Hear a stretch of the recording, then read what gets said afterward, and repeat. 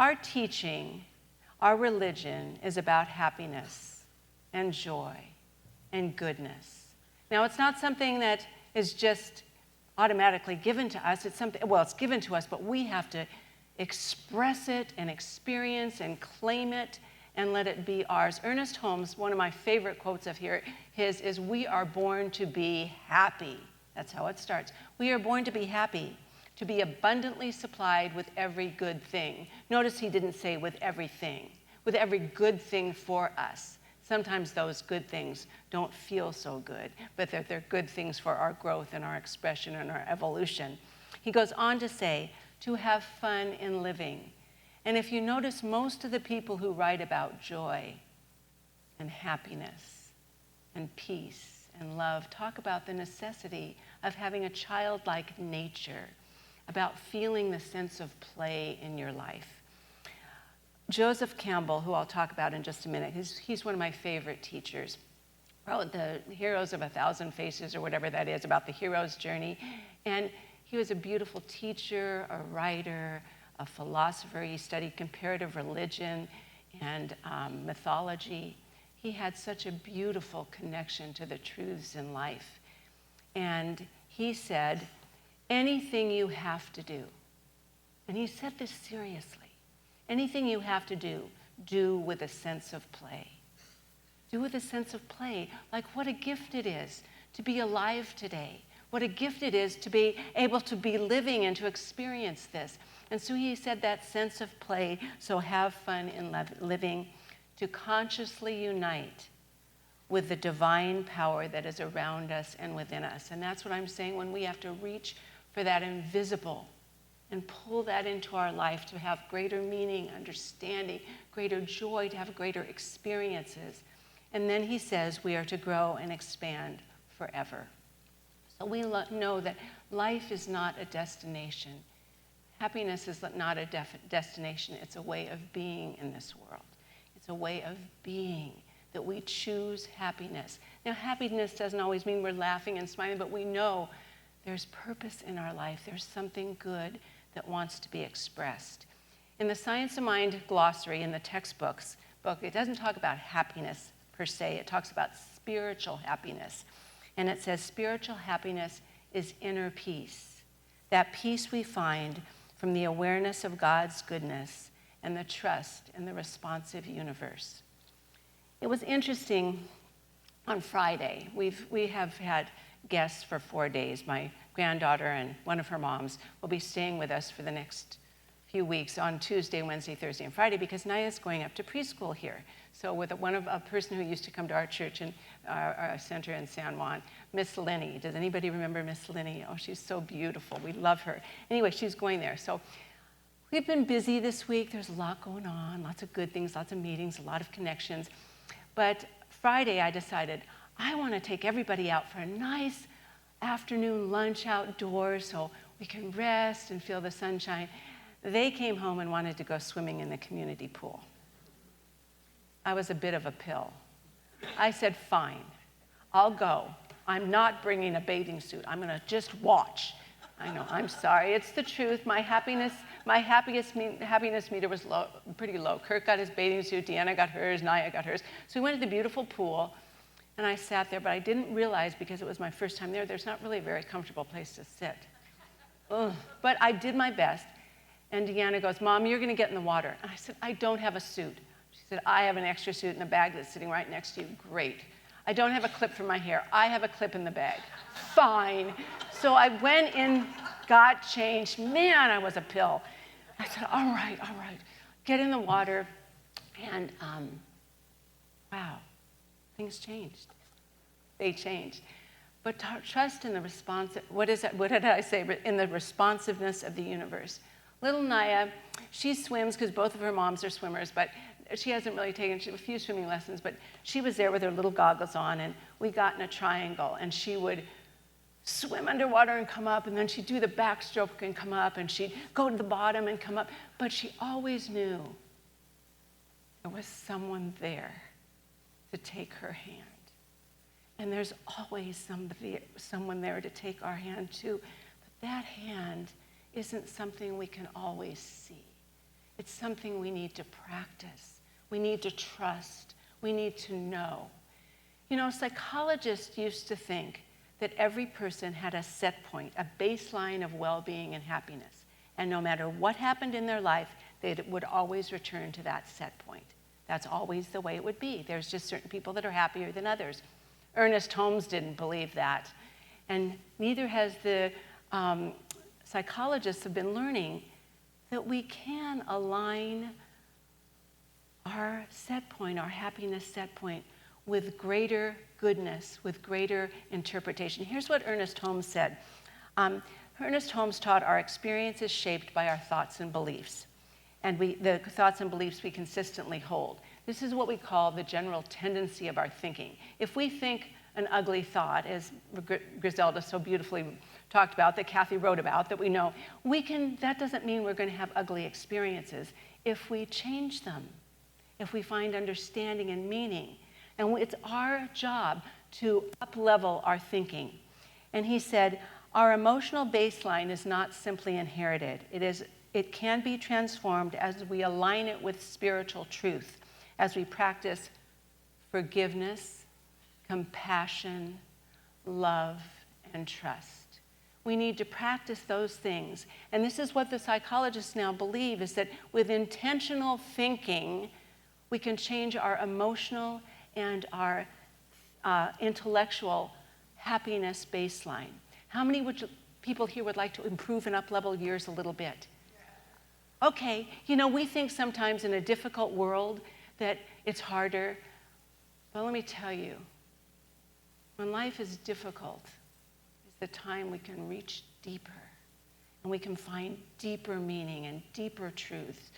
You know, the world is hard, and if we let our negative thinking, stories we tell, take over our mind can be infected with unhappiness.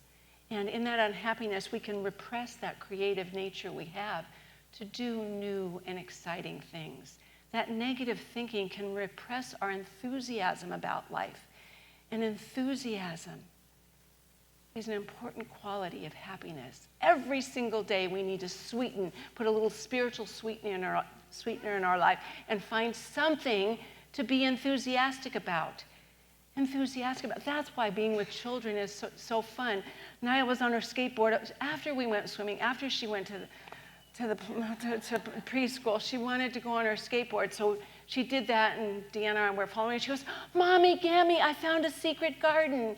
And she found just one of our neighbors had planted a beautiful yard, and the joy that came from that, and it's there for all of us to see.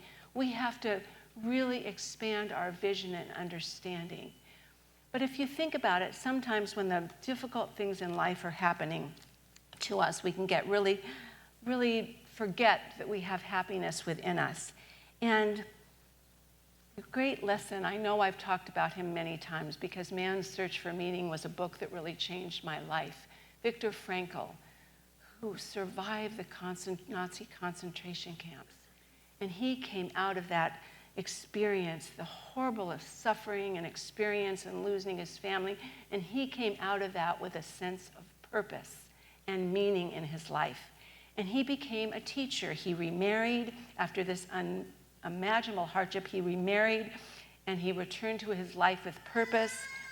He began teaching people that happiness is not found by avoiding suffering. It's found by finding meaning in it. And I know all of us have had to do that.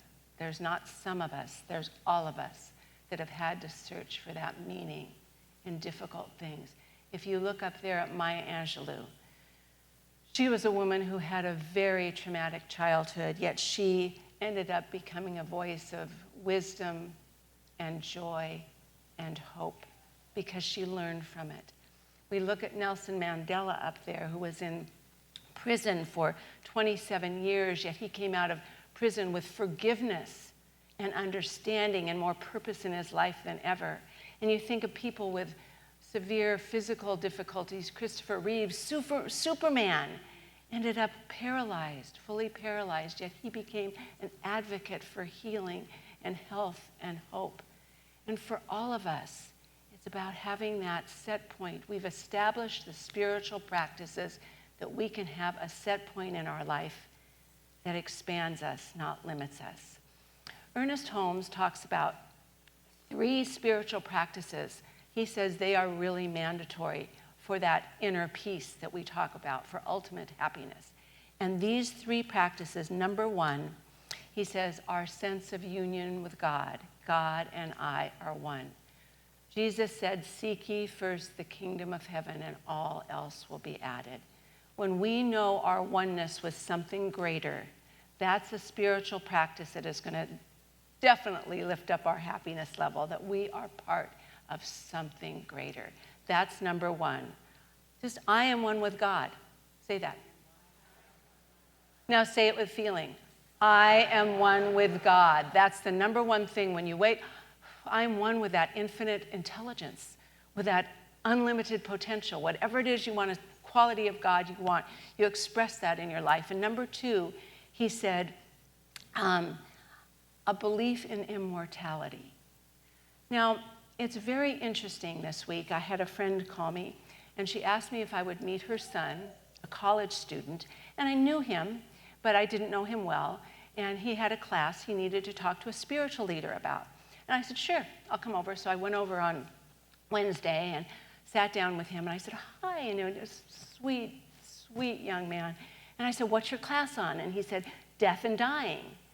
I said, oh, I wasn't quite ready for that. I thought it was going to be spiritual principles or practices. And I said, I really admire that someone your age would be interested in this class. So talk to me about it. And we talked, and he had such beautiful questions for a paper he was going to write. He had deep and wonderful questions. And he said, why in the Western civilization don't we honor older people and death the way they do in the Eastern cultures? And we had a beautiful talk about that. And he said, what can we do with people that are alone in the nursing home and dying by themselves? What beautiful questions for a young man. And I asked him about his thought about dying. He said, well, I feel kind of bad. I don't ever think about dying. And I said, good. You're not supposed to at your age. At your age, you're thinking about who you are and how you're going to show up in the world. You know, when we get older is when we think about our legacy and what's going on. But it was such a great gift to me to know that young people want to make a change. And we talked about other things too, you know, about how we could change the world, some of the things that were going in the wrong direction, like the use of technology for younger kids and what they can tap into at a young age. And he was right on this. And I said, well, your generation is the one that's going to do that. So it was a great conversation. And for all of us, be the immortality of our life. Our soul goes on, which is something that gives us hope and something to look forward to. But it also makes the time we have on this planet really special and precious, because it doesn't just go on forever right here. We need to make the most of this right now. And that's the gift for sure. And the last one is the knowing the eternality of life, that the eternality of this expansion of life. We're meant to continually be growing and expanding and loosening the boundaries of separation, what the mystics call otherness. We're supposed to be breaking through all of that so we can realize that we belong to each other. And Mel, you can put the mandala on here now. I'm not going to talk about it like I was, but it's still a pretty picture that just shows us how we are all connected. We all belong. We're all good enough and getting better. That deserves a yay, yay, yay. So how do we raise that happiness set point this minute? Well, the truth is, life isn't inherent with meaning. Humans, us, give meaning to our lives. And that's again by Joseph Campbell. And I just want to read you a couple of the quotes I keep very close to me on page 17 of his book, The Joseph Campbell Companion, because it's such a beautiful reminder to me. Life is without meaning. We bring the meaning to it. Being alive is the meaning. Being alive, opening yourself to a greater expression, more creativity, more thoughtfulness. The purpose of our journey is compassion. That's where we're headed, compassion. That's what all of that represents, the growing of compassion. The divine lives within you.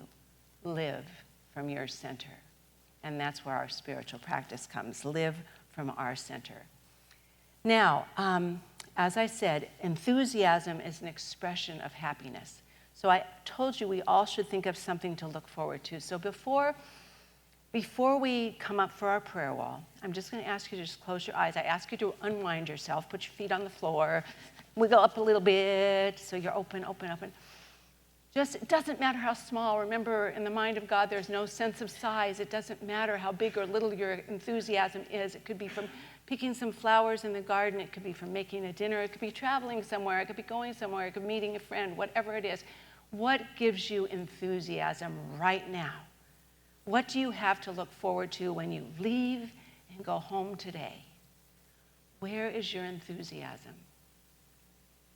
And if it's not there, if it's hard to find, remember, this is what Neil Donald Walsh said. He said, the greatest happiness comes from the joy of giving and doing for others. So if you can't find in this moment something you feel excited about, think of somebody you could send a nice note to, a nice text to, somebody you could give a call, send a prayer for, somebody to lift up that energy so you go home with a sense of purpose, meaning, enthusiasm, and joy. All right, that's enough. Come back. Good. Now everybody, see, I can feel the smiles right here and right now. So we're going to start our prayer wall in just a minute. But I want you to know right now that we can never be separate from God as hard as we try. We just can't. I'm going to ask you, I'm going to put this up on the wall. And I just want you to embody that for a minute. I want you to leave recognizing and knowing that that is to be shared. All right, let's read this together. I can never be separate from God. The freedom of God is my freedom. The power of God is my power. The presence of God is with me. The mind of God is my mind. The strength of God is my strength. The joy of God is my joy. I remember only love can bring us real happiness. The key to true happiness lies within you. It's a beautiful gift waiting to be unwrapped every day. So I'm going to invite all of you, whether you came up or didn't, just to release your prayer to this beautiful dome of prayer that we have established, knowing that right where we are, the infinite presence of Spirit is, that every prayer is answered even before it is spoken. I recognize and know that this truth is the truth of light that resides in each one of us, that place of inspiration and intuition and knowing right here and right now. And as we loosen up and open up and know, we are guided and directed to the next most beautiful step for each and every one of us.